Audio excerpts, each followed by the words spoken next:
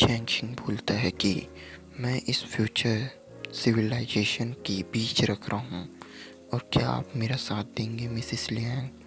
जिसके बाद Liang teacher कहती है कि हाँ, मैं आपका साथ ज़रूर दूंगी अगर ऐसा कुछ है तो।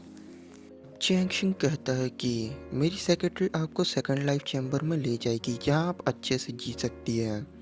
जिसके बाद सेक्रेटरी बोलती है आप इधर से आइए मैम एंड फ्यूचर के लिए हमारा साथ दीजिए। जिसके बाद वो सेकंड लाइफ चैम्बर में ले जाती है जहाँ का माहौल बिल्कुल अलग होता है। वो जगह में 5 स्टार रेस्टोरेंट से लेकर सारी फैसिलिटी होती है। एंड इधर हम देख पाते हैं जेंगी को जो कि हुआ हुआ को टैकल करने की कोशिश कर रहा होता है पिछले 1 वीक से। एंड हर दिन जेंगी बोलता है कि तुम ऐसे बाहर में सर्दियों में रह रही हो और फूड बाहर खा रही हो, क्यों ना तुम रूम में आ जाओ, वहाँ काफ़ी ज़्यादा गर्मी है और तुम्हारी दोनों दोस्त भी अंदर है।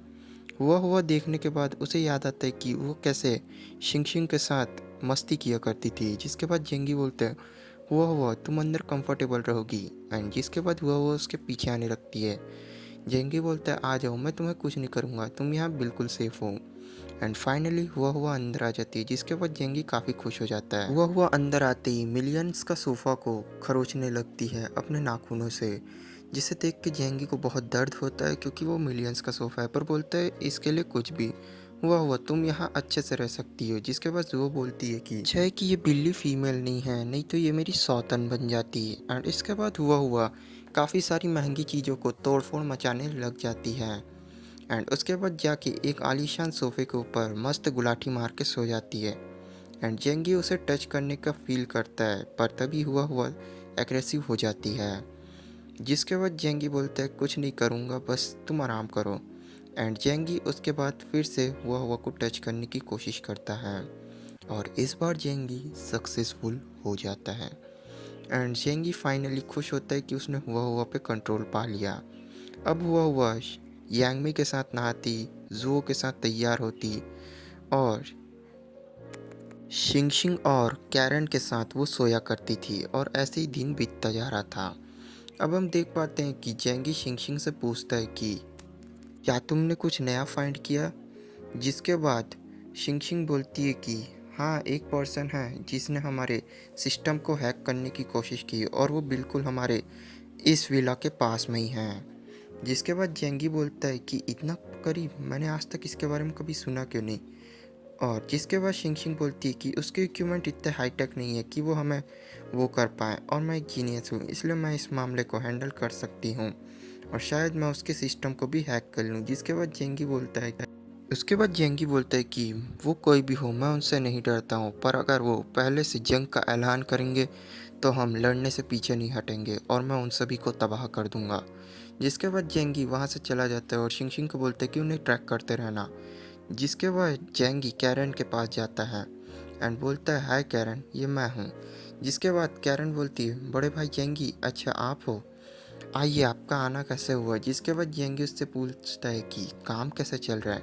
एंड कैरन उसे एक स्नाइपर का साइलेंसर गिफ्ट करती है। एंड जिसके बाद जेंगी बोलता है वाह, इसकी स्टफिंग तो एकदम सॉलिड है एंड ये मेरे काफ़ी काम आएगी, ये काफ़ी दूर तक एबल होगी एम करने के लिए। जिसके बाद जेंगी बोलते हैं तुमने अच्छा काम किया कैरन। एंड कैरन बोलती है कि मैं ऐसे आपके लिए और भी काम कर सकती हूँ जेंगी भाई, आपके लिए कुछ भी। जिसके बाद जेंगी बोलता है अच्छा तुम ज़रा साइड में बैठो मेरे साथ और ये बताओ क्या तुम मेरा एक काम कर सकती हो कैरन, जैसे कुछ एक्सक्लूसिव्स बनाना और ग्रेनाइट वगैरह।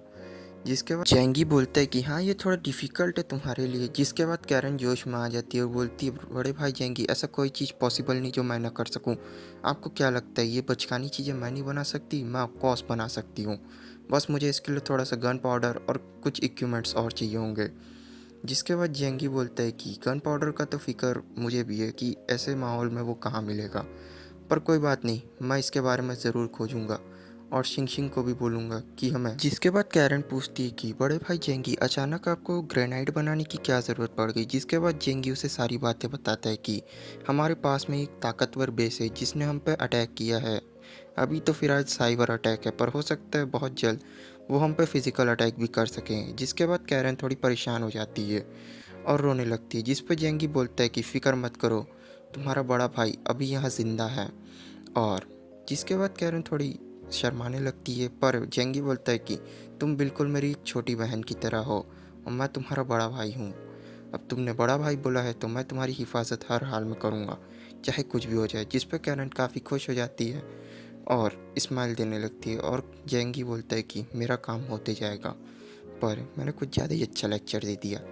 और खैर छोड़ो, कोई भी हो, ये लड़की काफ़ी काम की है, इसने मेरे लिए इतनी अच्छी चीज़ बनाई है। जिसके बाद जेंगी अपने ग्रुप में भी मैसेज कर देता है अंकल यू एंड चुल्ले को। जिसके बाद उन दोनों को भी वो उस बेस के बारे में बताता है एंड वो दोनों भी ये सुन के काफ़ी शॉक्ड होते हैं कि उनके पास में एक बेस है पर उनको इस बारे में नहीं पता। जिसके बाद अंकल ये बोलते हैं ये हमारे लिए अभी बड़ी डील नहीं है जेंगी, पर ये फ्यूचर में हमारे लिए डेंजरस हो सकता है क्योंकि ये तुम्हारे और मेरे टाउन के बीच में है। एंड जेंगी भी ये बात को सोच के अंकल यू को रिप्लाई देता है और चुल्ले को भी बोलता है कि सावधान रहें अगर उसके विलेज में कोई भी अदर बाहरी आदमी आता है तो। चुल्ले बोलता है बड़े भाई जेंगी आप कुछ ज़्यादा ही सोचते हो, ऐसे माहौल में वो अपनी जगह छोड़ के क्यों आएंगे। पर बाहर से दो लोग उस टैंगशिंग के दो आदमी वहाँ से निकल रहे होते हैं एंड उनको ऑर्डर मिला होता है कि वो जेंगी के बेस में जाके पता लगाए कि वहाँ कितने लोग ज़िंदा हैं और उनकी इतनी हाई टेक्नोलॉजी कैसे है कि वो हमारे बेस को टक्कर दे रहे हैं। जिसके बाद वो लड़की बोलती है कि हमें अपने फ्यूचर को बचाने के लिए उन लोगों को सामना करना ही होगा और वो दोनों अपने कार्ट में निकल जाते हैं। उन लोग अपने हेडक्वार्टर को रिपोर्ट करते हैं कि उन लोग इन्वेस्टिगेशन के लिए अपने रोड पे सही जा रहे हैं एंड इसके बाद ऑर्गेनाइजेशन उन्हें सभी चीज़ों के लिए परमिशन दे देती है एंड वो लोग सेफली सर्च मिशन पे चले जाते हैं। पर जैसे जैसे वो सर्च मिशन पे जा रहे थे कि तभी उनकी नज़र एक बड़े से उस पे पड़ती है, महल पे। एंड वो लड़की तुरंत ही विसल बजा के अपने डॉग्स को रोक देती है।